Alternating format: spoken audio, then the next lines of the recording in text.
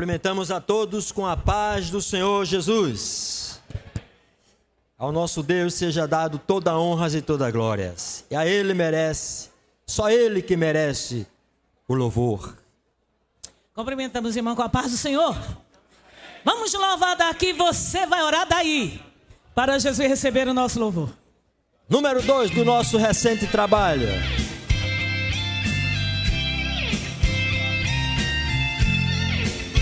Diga comigo, é Ele. Mas grite com vontade, é Ele.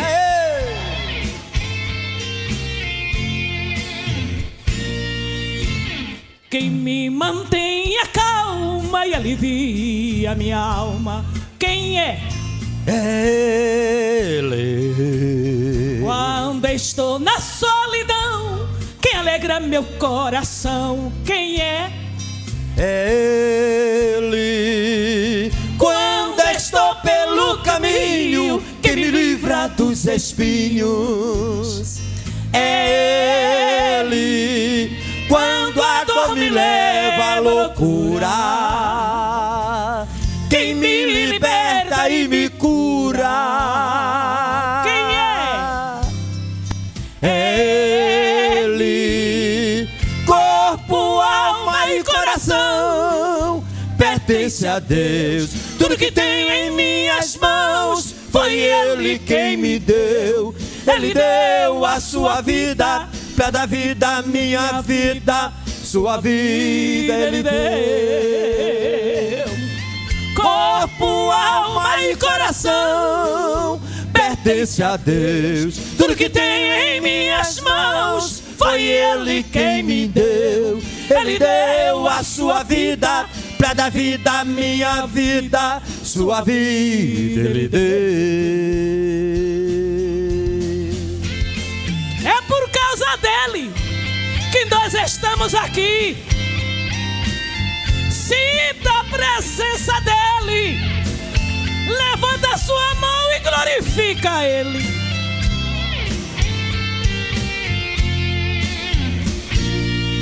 Quando a estrada está deserta, quem chega na hora certa? Quem é? É Ele. Quando a barreira se aproxima, quem me faz passar por cima? Quem é? É Ele. Quando vem a solidão, quem segura em minhas mãos? É Ele. Quando o vento vem me arrasar, quem manda o vento acalmar? É Ele. Corpo, alma e coração pertence a Deus. Tudo que tenho em minhas mãos foi Ele quem me deu. Ele deu a sua vida pra dar vida à minha vida. Sua vida Ele deu. Corpo, alma e coração pertence a Deus. Tudo que tem em minhas mãos foi Ele quem me deu. Ele deu a sua vida pra dar vida à minha vida. Sua vida Ele deu. Sabe, pastor Mauri? E tem gente que diz que Deus só quer o coração. É verdade. Deus quer teu coração, teu corpo, as tuas mãos, teus pés. Tudo tem que bendizer o Senhor. Quando estou em perigo, o meu melhor amigo, quem é? É Ele. Quando o mar está agitado, quem fica ao nosso lado, quem é? É Ele. Quando estou sendo acusado, o meu advogado é Ele. Quando leio a Bíblia, ela me diz que também é meu juiz. É Ele. Corpo, alma e coração pertence a Deus. Tudo que tem em minhas mãos foi Ele quem me deu. Ele deu a sua vida pra dar vida à minha vida. Sua vida Ele deu. Missionária César. Corpo, alma e coração pertence a Deus. Tudo que tem em minhas mãos foi Ele quem me deu. Ele deu a sua vida pra dar vida à minha vida. Sua vida Ele deu.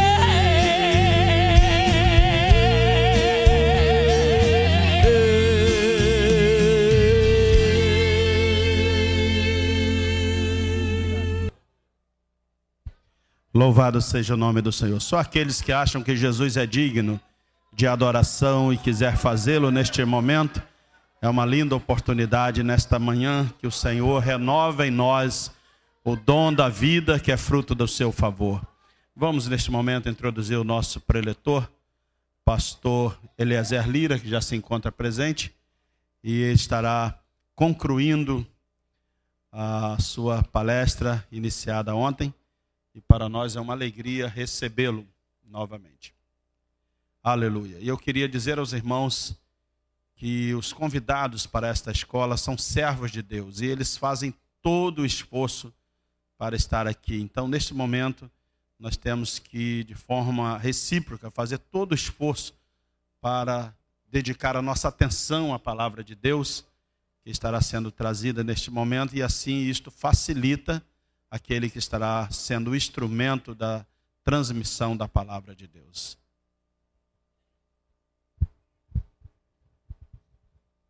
Louvado seja o nome do Senhor Jesus Cristo. Aleluia.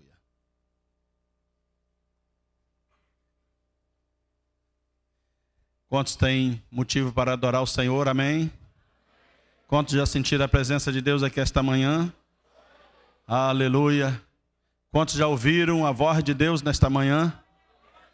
Como eu disse ontem, vai ser trocado só o vaso, o instrumento, mas o azeite, a glória deste vaso é a mesma. O Senhor Jesus está aqui e o Espírito Santo de Deus, que está sendo derramado de forma poderosa desde domingo, certamente vai continuar. Os irmãos querem receber mais uma vez, com muito carinho que ele merece, o pastor Eliezer Lira, vão dizer amém?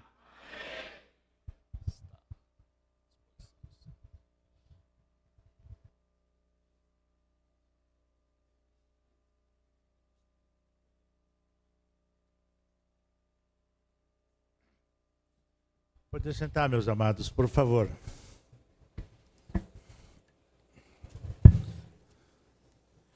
Ontem estivemos juntos. Quantos não estavam ontem à tarde aqui?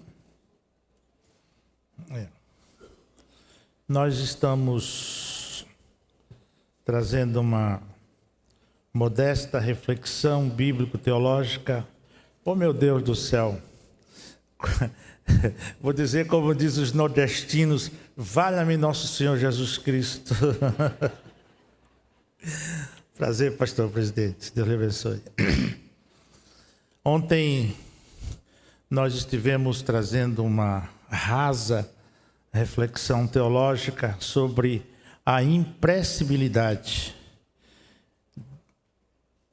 da vida de súplica, de intercessão por parte do líder espiritual.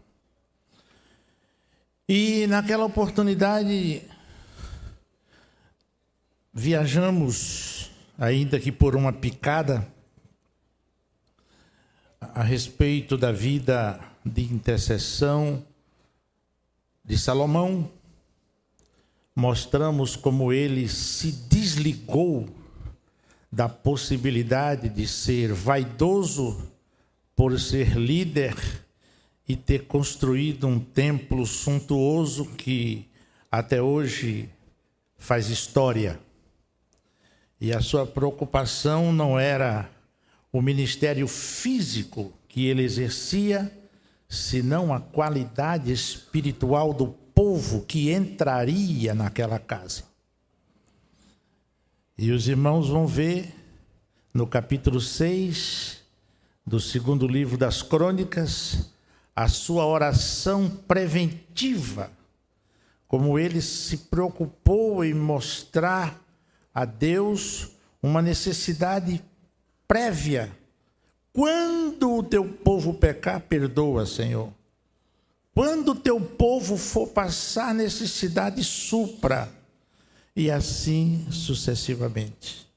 Ele nos ensina a necessidade de sermos não somente intercessores, mas de termos uma visão, melhor que isso, uma previsão das necessidades daqueles que estão sob nossa égide ministerial. Mostramos também a sensibilidade do profeta Elias, quando estava diante do Carmelo, isto é, no Carmelo, diante dos seus algozes, ele não perdeu a sensibilidade de orar pelos seus colegas.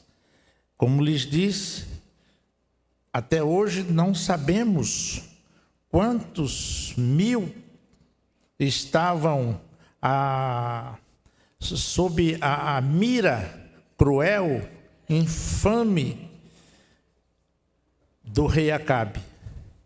Mas ele sabia que ou iam as cabeças dos falsos profetas ou as cabeças dos santos profetas.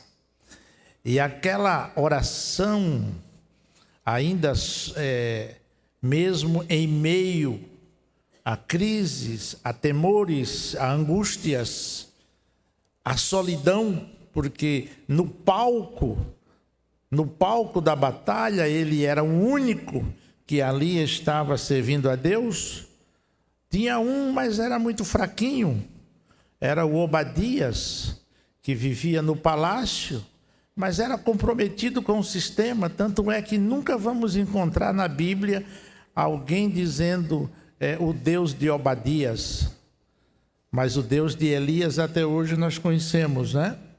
Então era um profeta que provavelmente tinha compromissos com o esquema real. E Elias estava só buscando ao Senhor. E em meio a todo aquele caos, em meio a toda aquela complexidade, em meio a toda aquela solidão e opressão estrutural, ele não se esqueceu da necessidade e não abriu mão da necessidade de ser um intercessor. E eu mostrei a maneira como ele teve o cuidado de orar para Deus preservar os seus colegas e suas respectivas famílias. Com isso, nós encerramos, porque o horário não permitiu, e eu quero nesta manhã fechar, não encerrar o assunto, mas fechar, porque eu já estou tentando fazer contagem regressiva, porque está conosco o dono da verdade, e nós vamos ser sucintos e coerentes. Eu queria fazer menção de um líder que nos deixa grandes exemplos, muito equilíbrio, muita sensatez, muita coerência, muita presença. Trata-se de Moisés.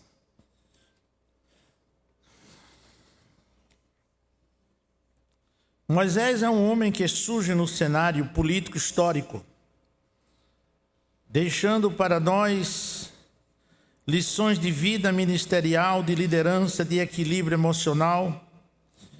E eu queria que os irmãos soubessem tirar proveito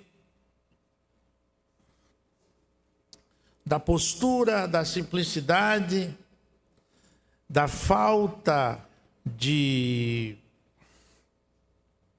vaidade, mas ao mesmo tempo da grandeza que revestiu o seu caráter, não somente no que diz respeito a se despojar de todo um arsenal cultural, político, histórico, mas também pelo fato de ser um líder.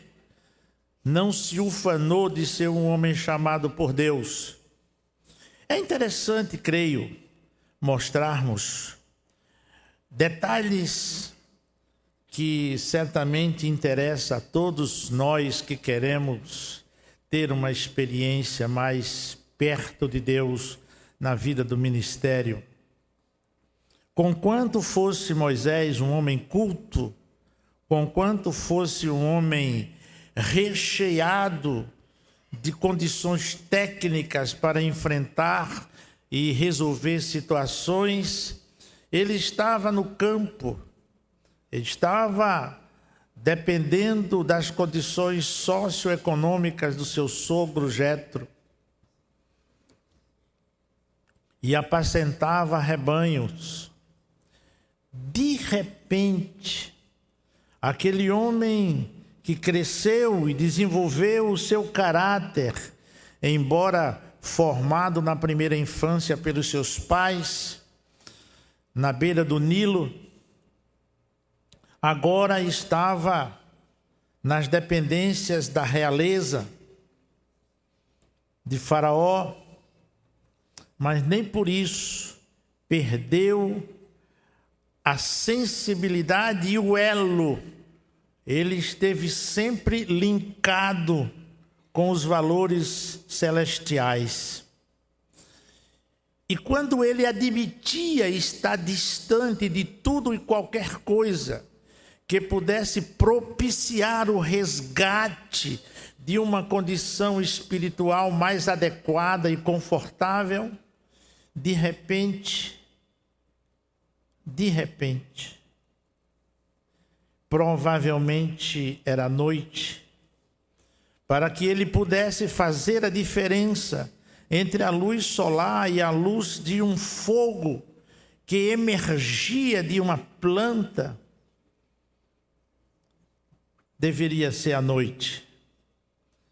E quando ele viu aquilo, nada mais, nada menos do que centelhas ao ar livre, algo que poderia ser simplesmente mais um fogo, mais uma erva, mais uma planta, mais uma sarça, mais uma praga no campo. Para quem é do campo, uma praga a mais, uma praga a menos não faz diferença. Mas Moisés traz para nós grandes lições ministeriais. Em meio a uma praga pegando fogo, nós vamos extrair aqui algo que pode nos ajudar ainda hoje, quem sabe. Se não, os senhores, eu certamente estou tirando lições para a minha vida ministerial.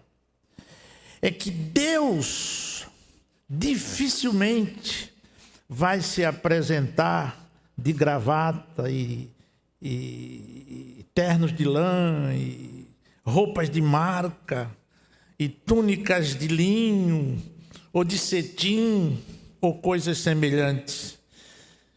Deus sempre se apresenta em meio às coisas simples e desprezíveis. Deus não diz assim, acaba de chegar o Rei da Glória. Não, Ele está sempre embutido em circunstâncias muitas vezes desfavoráveis. Porque não venha me dizer que para Moisés era favorável sair do palácio para cuidar de ovelhas. Não era coisa simples. Mas em meio a esta simplicidade, estava Deus também na simplicidade, querendo atraí-lo. E isso que eu queria chamar a sua atenção. Não despreze o dia das coisas pequenas, nem as coisas pequenas. Ah, um foguinho? Não. Mas eles, espera um pouquinho. Eu vou examinar aquele fogo. Pode ter alguma coisa que me interesse em meio àquele fogo.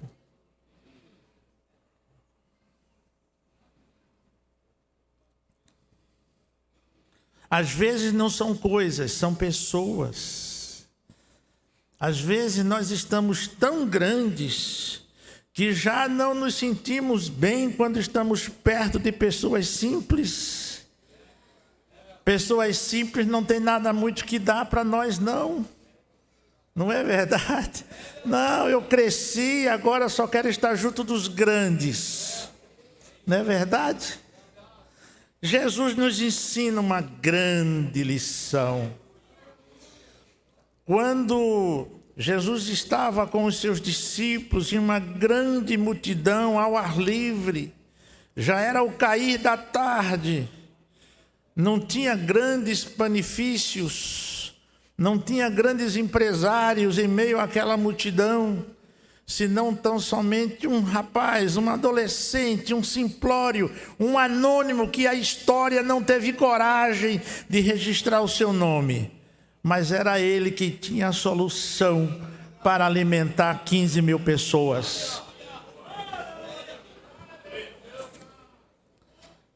Moisés disse, aquele foguinho me interessa. Eu não estou entendendo, mas tem alguma coisa de especial. Sabe quem estava lá? O próprio Deus.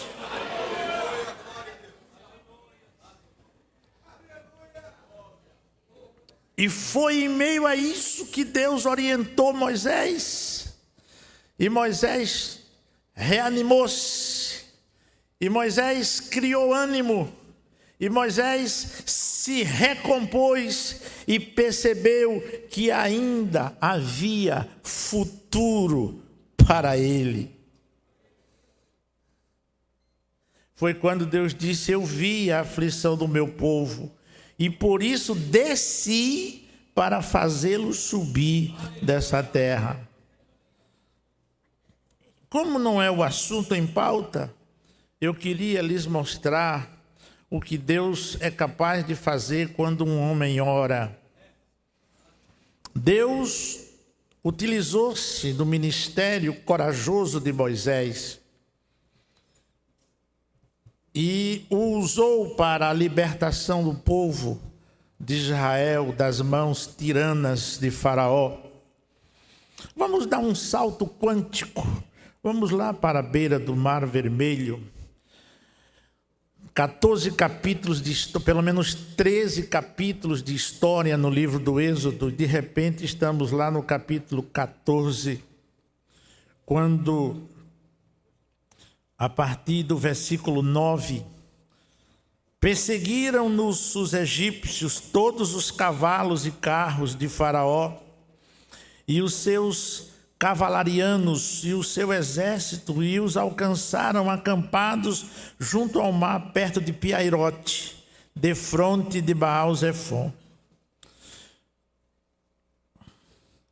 E chegando Faraó, os filhos de Israel levantaram os olhos, e eis que os egípcios vinham atrás deles, e temeram muito. Sabe o que é? Um povo sair como que fugido, embora sob a bênção de Deus, e de repente o exército do rei, a tropa de elite, vir atrás de um povo desarmado que não tinha nem um canivete, senão e tão somente como se não bastasse, o Deus de Israel. E de repente,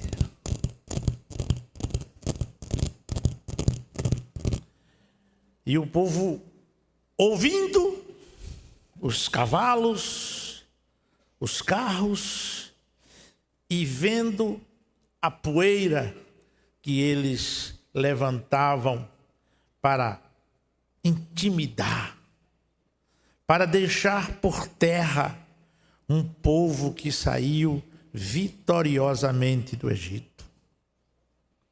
E Moisés,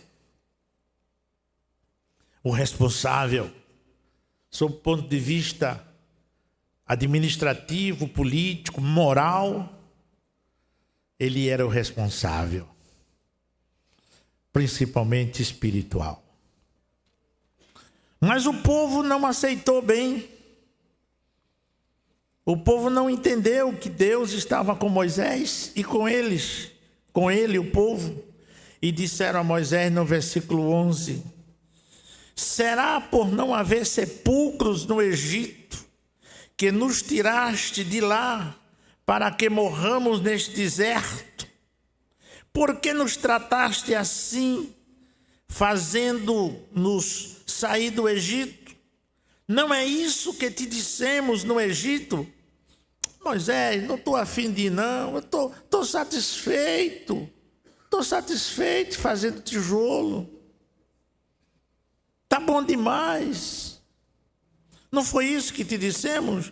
Não é isso que te dissemos? Deixa-nos para que sirvamos aos egípcios, pois melhor nos fora servir aos egípcios do que morrermos neste deserto. Não tenhamos dúvidas de que naquele momento pode até ter faltado chão para Moisés, mas não faltou um canal aberto para ele falar com Deus sobre a questão. E eu queria chamar a sua atenção, meu querido irmão, com todo respeito, meu colega pastor, meu irmão amigo, dirigente de uma congregação, líder de um grupo. Pode faltar chão para nós, contanto que não falte um canal aberto para cima. Circunstâncias desfavoráveis, é uma linguagem química que eu vou usar aqui, servem como catalisador para a reação das soluções. As circunstâncias desfavoráveis viabilizam, aceleram as reações, porque as circunstâncias desfavoráveis nos fazem mais crentes, nos fazem mais ousados. E muitas vezes a retórica se vai, Deus enxuga. As circunstâncias junto ao Senhor enxugam as nossas orações, tiram a retórica e só fica o sólido, o necessário. Para que oração mais concisa, mais enxuta do que: Senhor, tem misericórdia, faça alguma coisa? Não é? Porque nós homens gostamos de retórica, Deus não. Quando Jesus chamou o ceguinho lá, já na saída de Jericó, já era o fim da tarde, que era de volta, o ceguinho chegou, aí, oh, nosso Senhor Jesus Cristo, o que é que você quer? Ele já vai direto ao assunto. Então, e às vezes nem há tempo, né, pastor Wellington? Às vezes nem há tempo para retórica, tem que dizer o que quer e diga rápido, porque quando nós queremos algo já está pronto, então diga rápido, E certamente Moisés não teve muito tempo para fazer a sua intercessão. A intercessão que ele precisava fazer deve ter feito de forma rápida. E foi então quando Moisés, diante daquelas pressões, Moisés estava sofrendo dois tipos de pressão. A pressão interna, que era a cobrança do povo. Moisés, não valeu a pena, Moisés. Essa missão de risco sua deu errado. Vamos morrer. E a pressão externa, que era o exército de Faraó. Nós nos sentimos assim de vez em quando. De vez em quando nós nos encontramos pressionados. Pressões internas e pressões externas. Ainda bem que essas pressões não é uma panela que tem tampa. Tem sempre uma porta, uma porta aberta, uma janela aberta para cima. E é com esta abertura que nosso ministério sobrevive até hoje. É esta abertura que temos para cima. E Moisés certamente não estava orando por ele, estava orando pelo povo. Orando pelo povo. E de repente Deus diz: Moisés, estende a tua mão e fere as águas. Antes, porém, Moisés disse: gente, não temais. Mas só Deus sabe, né, como Moisés deve ter dito aquilo, não temais. Talvez com as pernas tremendo assim, né? Talvez ele tenha cruzado a perna assim, ó, para uma segurar a outra assim, né? Gente, não temais, estai quietos e vede o livramento que vos dará hoje o Senhor. Isso não foi minha mãe mandou dizer que eu dissesse assim. Não foi, não. Deus falou com ele e disse: Moisés, hoje terá livramento para você e para o povo. Hoje. Aí ele vai e diz para o povo: hoje terá livramento para vocês. Há uma coisa muito interessante que eu queria dizer para os irmãos. Talvez aqui haja muitos advogados, certamente, e permitam-me usar uma linguagem jurídica. Não há jurisprudência para o ministério. Não há jurisprudência. O que deu certo ontem, dificilmente vai dar certo hoje. Isso significa que para cada situação nós temos que ter uma orientação divina. Temos que ter. Isso significa que nós não podemos prescindir da oração. Os nossos cabelos brancos podem nos dar experiências, algumas experiências, mas são experiências que não nos permitem tomar decisões sem consultarmos a Deus, principalmente porque nós estamos lidando com o seu patrimônio. E o patrimônio de Deus é o rebanho que nos fora confiado. Então nós não podemos tomar decisões pelo giro do nariz ou pela nossa experiência. Eu tive um colega que resolveu assim e deu certo. Que bom que deu certo. Mas permita-me com todo respeito, consulte o Senhor. E mais que isso, o nosso foco é mais um pouquinho do que isso. É o bem do povo, é a saúde do povo, é a comunhão do povo com Deus, é a proteção do povo, a saúde física, moral e espiritual do povo. Lembram-se que eu disse ontem que Salomão estava vacinado contra a vaidade de ter o templo mais bonito da história.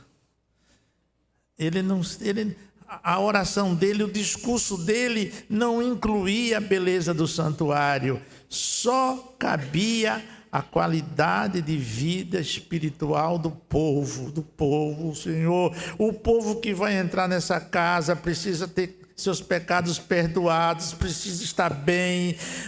Eu quero te pedir, Senhor, a saúde do povo, o bem-estar do povo, a comunhão do povo, a fé do povo, a contrição do povo, o arrependimento do povo. Senhor, eu quero isso. Não adianta este templo tão belo sem que o povo tenha paz, alegria, gozo, segurança, estrutura. Senhor, eu estou te pedindo, Senhor, esse templo vai ser inaugurado, mas o interessante não é o templo, é o povo que vai entrar no templo. Moisés estava lidando com o povo. E Deus disse: Moisés, toca nas águas.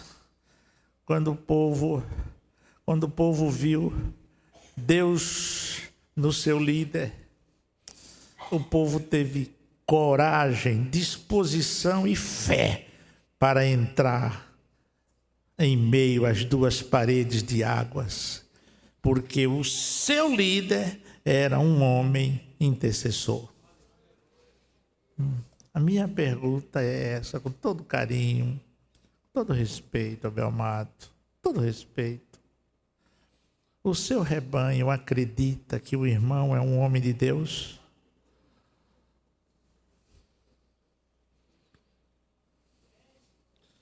O seu rebanho se sente seguro sob a égide do seu ministério?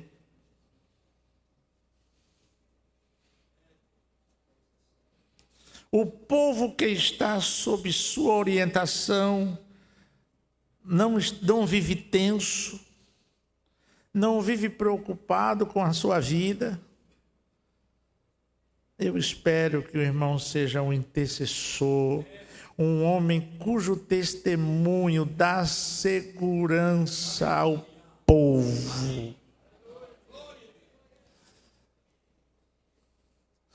Moisés tocou nas águas, o mar se abriu e o povo, diz a Bíblia, que o povo passou. Nossa alegria é quando nós podemos ver o povo seguro sob nossa orientação. Mas isso não é fruto da experiência, fruto da maturidade, fruto do conhecimento teológico, mas é fruto de uma vida de relação íntima com Deus.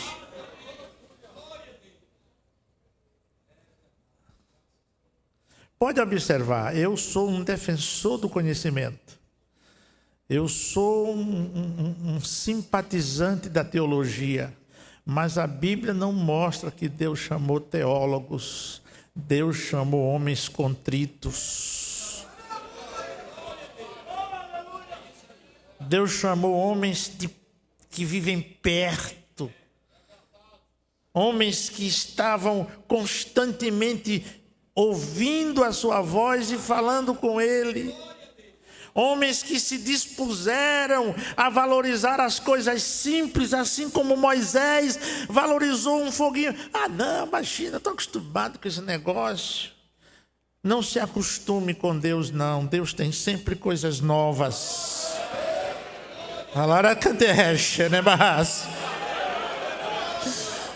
E mais que isso, Deus sempre se manifestou e ainda o faz com coisas simples. Não deixe passar as coisas simples. Nas coisas simples pode estar uma pepita de ouro para seu ministério.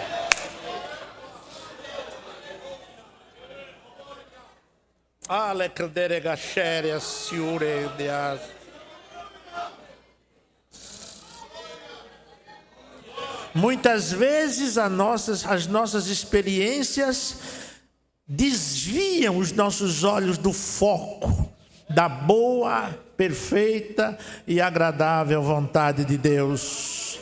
Estejamos atentos. Se Moisés não considerasse aquela sarça por trás da qual estava Deus esperando por ele, eu fico às vezes, digo, meu Deus, será que eu estou tonto? Será que é verdade mesmo? Eu já me perguntei a mim mesmo, mas será que é verdade mesmo que Deus desceu só para conversar com Mo? pois Deus desceu só para conversar com Moisés. E com base naquela experiência, no momento quando não havia tempo para refletir, Deus disse: toca nas águas com esta vara. Ele podia dizer: que é isso, Senhor? Que é isso? Isso é coisa da minha cabeça? Eu vou tocar nas águas aqui só para molhar a varinha? Só para molhar? Mas o acúmulo de experiências que Moisés tinha com Deus não lhes permitiu duvidar de que Deus iria manifestar o seu braço através de uma vara seca.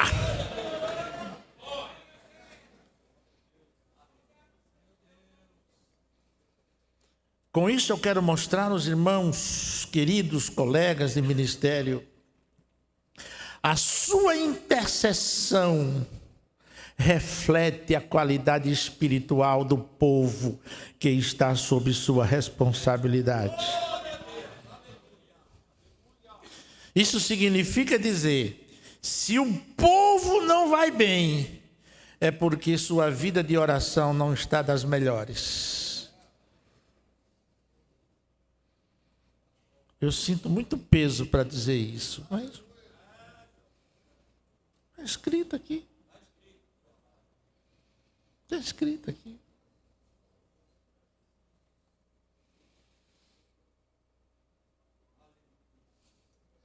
Se o povo não acredita no seu ministério, se o povo não acredita na sua orientação, se o povo não lhe procura para contar os seus problemas, pode ser que você não seja um bom intercessor.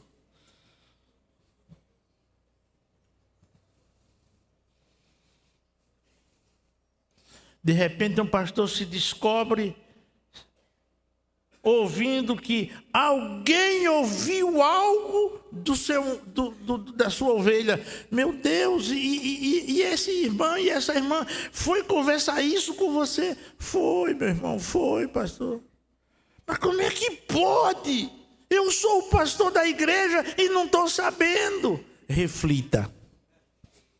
Reflita. Pode ser que o povo já não confie mais na sua vida de intercessão.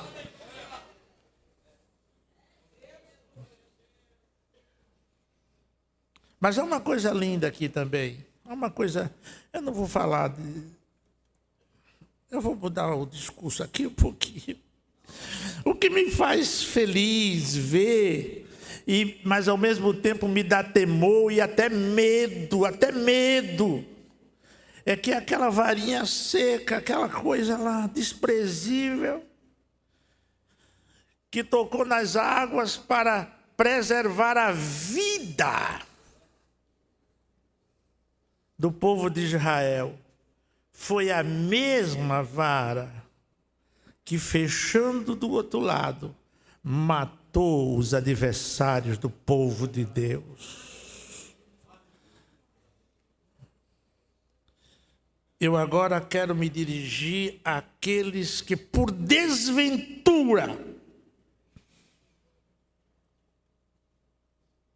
não considera, não respeita, não honra, não apoia, difama, trabalha contra o seu líder. Deixa eu lhe dizer, ele não tem uma pistola automática, mas ele tem uma vara que, uma vez tocando nas águas, pode acabar com você. Assim diz o Senhor.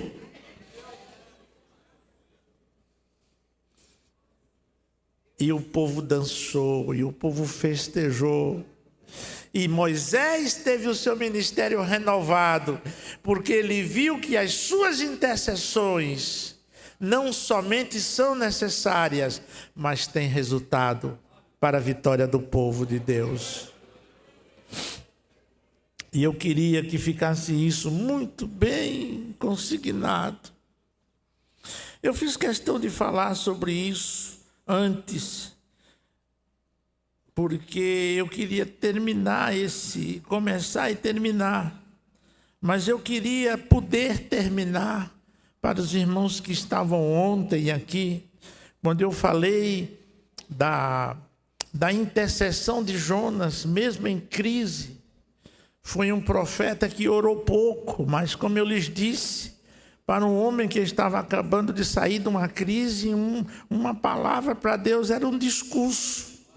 Porque Deus precisava de um homem que intercedesse pelo povo, um povo que orasse, um homem que orasse, mas um homem ao mesmo tempo talentoso, que pudesse dar conta da missão ninivita. E como eu lhes disse, ele era talentoso, ele era um poliglota, ele falou com todos os homens do navio, sem sotaque, a ponto de perguntarem para ele: peraí, afinal, você é quem? Você é de que país? Você fala todo mundo aqui, um navio cosmopolita, você abre a boca e fala com versatilidade. De que povo és tu? Era um talentoso. Agora era um talentoso em crise. Os marinheiros oravam e ele dormia. Os pagãos oravam e ele dormia. Veja que profeta. Quer dizer, veja a que ponto pode chegar um profeta. É isso que eu quero mostrar. Ninguém é tão bom que não se afunde. Basta que perca a prática da oração. Hã? Ele era tão talentoso que foi para Nínive e não levou intérprete. Saiu pelas ruas de Nínive e pregando, como eu já lhes disse. Pregando. Tão talentoso que, não querendo pregar, o povo creu. Pregou condenação e o povo entendeu salvação. Então veja o talento do profeta. Veja, então é desse tipo de gente que Deus está à busca. Se você é talentoso, renda-se ao Senhor.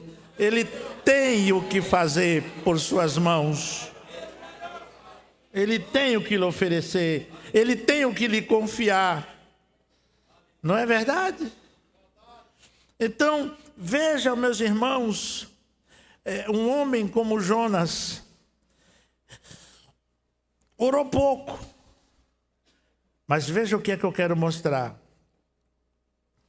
Deus está à procura de homens que se proponham a ser intercessores.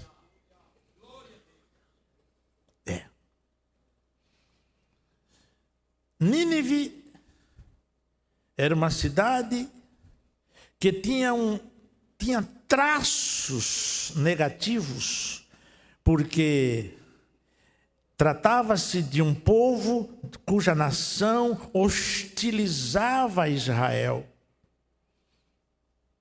E Deus queria alcançá-los com a sua doce palavra e com o seu magnânimo perdão. E para isso só um homem qualificado, talentoso e ao mesmo tempo espiritual. Mas, se os irmãos observarem a mão de obra que Jonas deu para Deus, não vejo na Bíblia outro homem semelhante. Ele usou de todos os meios possíveis e imagináveis para não se render à vontade de Deus. E Deus usou todos os recursos possíveis e imagináveis para não perder um profeta que ele resolveu, a despeito da sua desobediência, amá-lo e usá-lo. Agora me pergunte, me peça uma explicação, que eu prefiro sair daqui e não dizer mais nada. Mas a verdade é que Deus precisava de um homem que, além de talento, fosse um homem de oração. Aquele recurso, presta atenção, aquele recurso de mandar um peixe, aquele recurso de deixar o peixe ao redor do navio, aquele recurso de mandar o peixe engolir o Jonas, aquele recurso do peixe ficar com o Jonas dentro do ventre, o recurso divino para o peristaltismo gastrointestinal do peixe não destruir Jonas. Jonas saiu inteiro. O que me deixa muito feliz é que a disciplina de Deus não mata. A disciplina de Deus não mata. A disciplina de Deus preserva. Porque a disciplina de Deus tem propósitos. Mas o cara era tão ruim, assim como eu, ruim mesmo, de má qualidade mesmo, que foi preciso Deus mandar o peixe engolir aquelas algas que secas provavelmente viram cipó. O nordestino conhece o que é isso. Mais ou menos aquilo que faz balaio, caçoar, sei lá. Alguém conhece essa linguagem? E o peixe disse: olha, Senhor, eu não sei porque o Senhor quer que eu engula isso não, mas isso não é minha alimentação, mas o Senhor quer que eu engula? Engula esses cabos aí. Aí ele engoliu. Aí quando ele engoliu, o peristaltismo fez com que aquelas algas se enrolassem na cabeça do, desculpe a linguagem, do cara lá, do Jonas. Quando ele viu que estava se asfixiando, aí ele disse que lá do abismo dos mares, ele disse: Deus! Aí eu disse: claro, para quem está em crise, isso é uma oração. Isso é um discurso. Então, a partir daquela oração, Deus mudou todo o esquema. Se agora, peixe, latitude tal, longitude tal, e deixa Jonas nessa praia mais próxima de Nínive.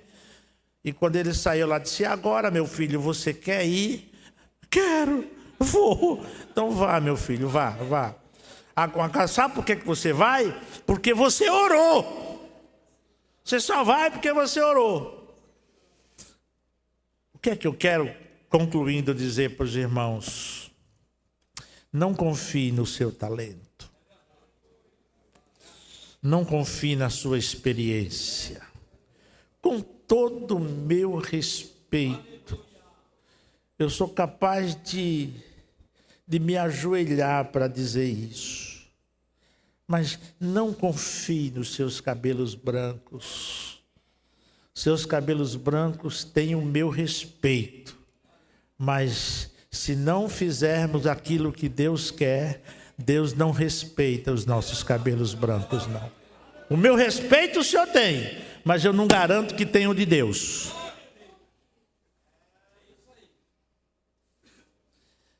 Portanto, quer ser um vencedor, seja um intercessor para garantir a qualidade do rebanho que Deus lhe confiou. E com isto eu quero sair de fininho daqui, pedindo aos irmãos que me compreendam. Não disse nada que satisfizesse os meus desejos, mas aquilo que Deus me deu para colocar para os irmãos. Que Deus abençoe, em nome de Jesus.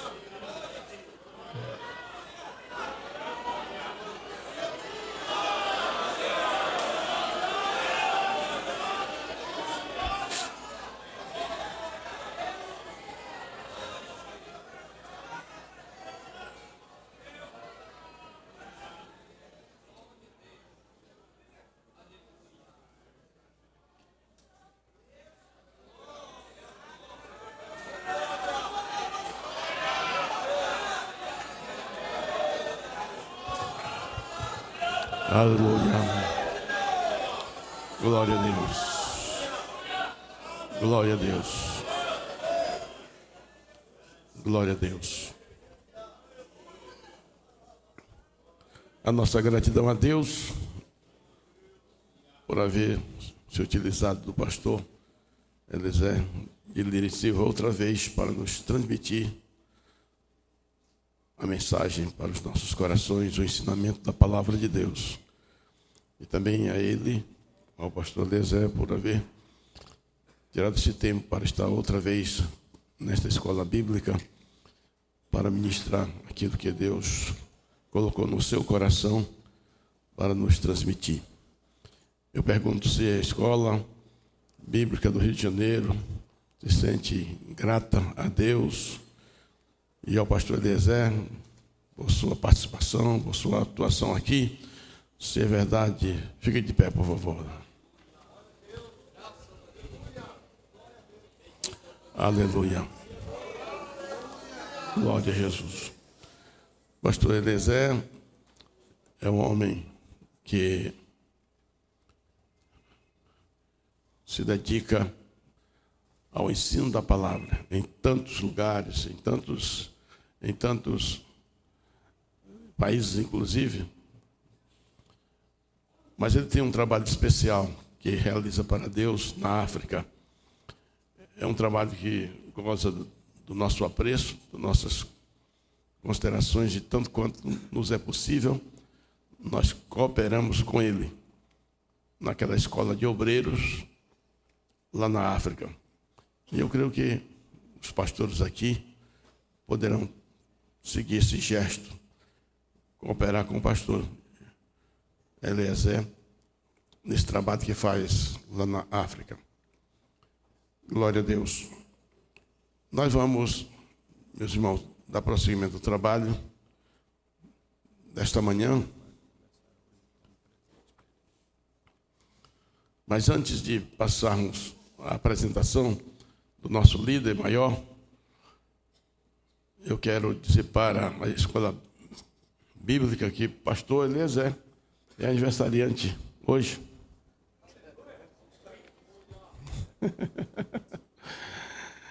E eu pergunto se essa escola quer parabenizá-lo e orar por ele, para que ele continue sendo esse instrumento nas mãos de Deus, na ministração da palavra. Se é verdade, diga amém. Amém. Então diga, parabéns, pastor Eliezer. Parabéns, pastor Eliezer. Que Deus continue lhe usando. Para a edificação da sua igreja. Vou pedir ao secretário